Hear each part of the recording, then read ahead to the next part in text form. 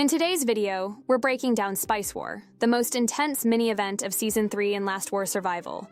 You'll learn exactly how it works, what rewards it offers, and why it's absolutely crucial to your success this season. Now, if you're serious about getting the most out of Season 3, you need to stay organized. That's where a printable planner comes in handy. Check out grandgamer.com for more details. Let's begin. But before we dive deeper into this major PvP event, let's take a look at the potential rewards. These will be delivered at the end of the season, but it's always a good idea to check and see where your alliance stands compared to others. Therefore, the rewards are divided into two different categories: alliance rewards and faction rewards.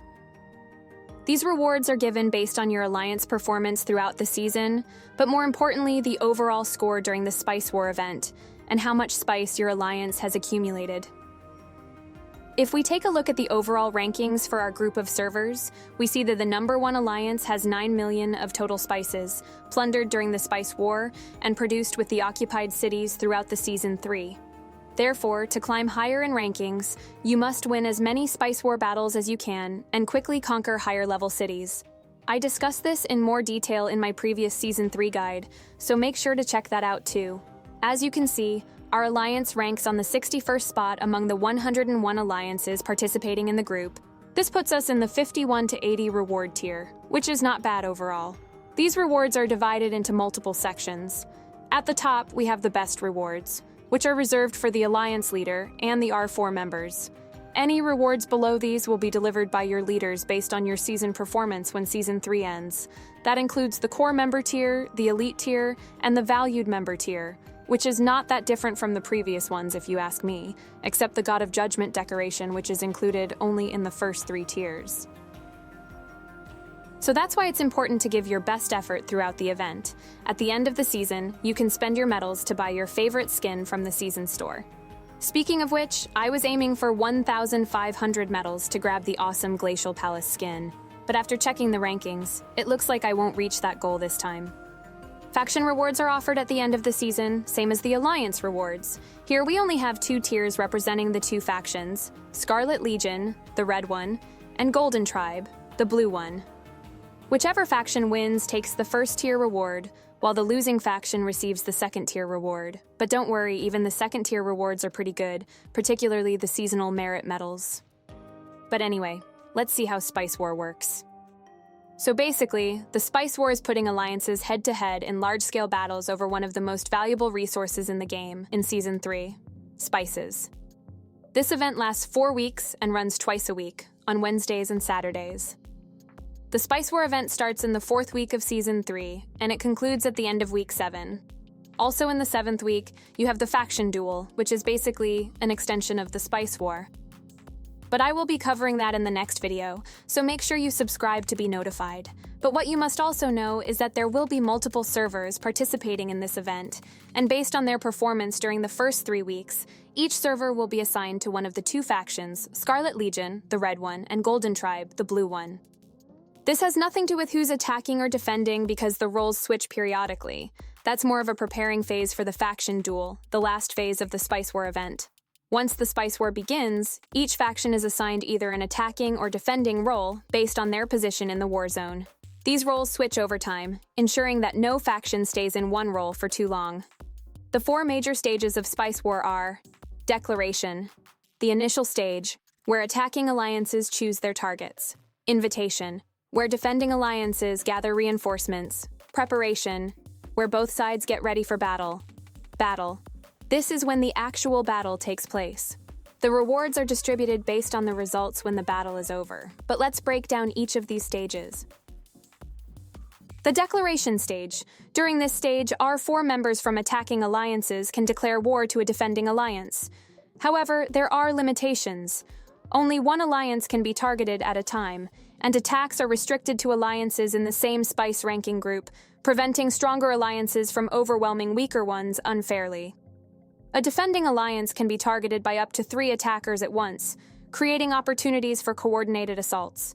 You can change your mind during this stage and select a different target, but keep in mind that this can only be possible during this phase. This means that alliances must be strategic when selecting their opponents. The invitation stage. Defending alliances have the opportunity to invite reinforcements from their own faction as long as the invited alliances have not already been attacked. The number of reinforcements allowed depends on how many attackers are involved. If 3 alliances are attacking, the defending side can invite up to 2 reinforcements. If 2 alliances are attacking, only 1 reinforcement can be invited. Reinforcements are not automatically assigned. Invited alliances must accept the request, and our 3 members within those alliances can vote on whether to join the defense. The preparation stage. Once the war opponent is set, there is no way to change it. Both attacking and defending alliances use this stage to organize their troops, set rally points, and finalize battle strategies. Since the war stage begins immediately after the preparation countdown ends, leaders must ensure that all members are ready, with healed troops, full reserves, and a clear understanding of their battle plan. The battle stage. The battle or the war stage, besides the actual combat between the servers and potential rewards, is also an opportunity to earn season contribution points by defeating enemies and healing troops. The goal of this stage is simple. The attacking side must destroy the defending alliance's alliance center before time runs out. If the attacking side manages to destroy the alliance center, the war ends early, and they claim victory along with a portion of the defender's spices. If the alliance center resists the assault until the timer expires, the defending side wins, securing their spices. Now here are a few tips for the attacking factions. First, it's important to know that you can earn an extra 5% of spices by destroying each of the 4 special buildings during battle. These buildings, Sacred Water Hut, Exploratory Well, Mithril Plant, and Obelisk, are located around the 4 corners of the Alliance Fortress. Destroying all 4 means you'll earn up to 20% more spices, so don't miss out on them. The key for this phase is to teleport as close as possible to the defending faction's alliance center to decrease the marching duration of your squads. And this is where the Warlord Missile plays a major role. One of your R4s can use it to target the area around the alliance center. When the countdown ends, all defending bases within the blast area will be teleported to random locations on the world map. And this is where most players get confused, but here's how it works. The purpose of the Warlord Missile is to make room near the Alliance Center so you and your attacking members can teleport as close as possible to this structure and attack faster. It cannot be used to destroy the Alliance Center. Now here are a few tips for the defending side. First, you need to reinforce your Alliance Center by sending your best squad. The more allies send their troops, the higher the chances of resisting the attacks. You should also check to see if your squad is kicked out, because it most certainly will be shortly after reinforcing the Alliance Center. When that happens, either send a new squad quickly, or wait for your squad to return and resend it back as fast as possible.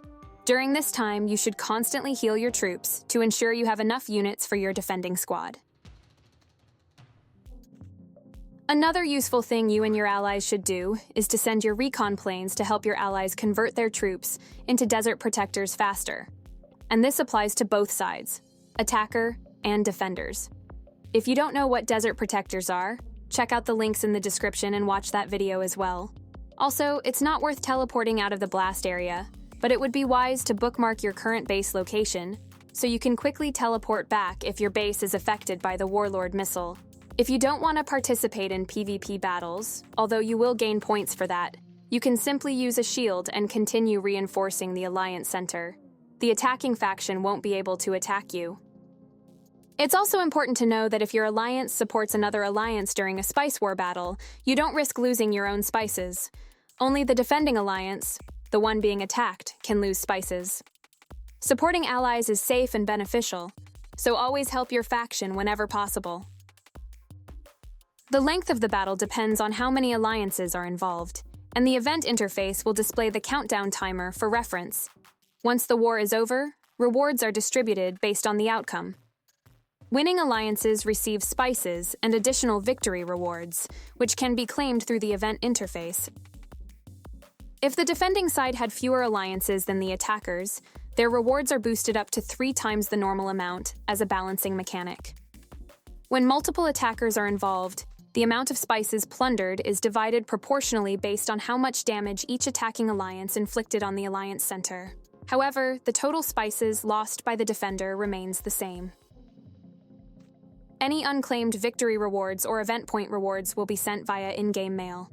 If the defending alliance fails to rebuild its alliance center by the end of this stage, the game will automatically restore it. And this is where you and your allies should send a squad to reinforce the alliance center and repair the damages faster. So that's it, guys. If you found this guide helpful, don't forget to hit the thumbs up button and subscribe for more useful tips and guides. Thanks for watching, and I'll see you in the next one.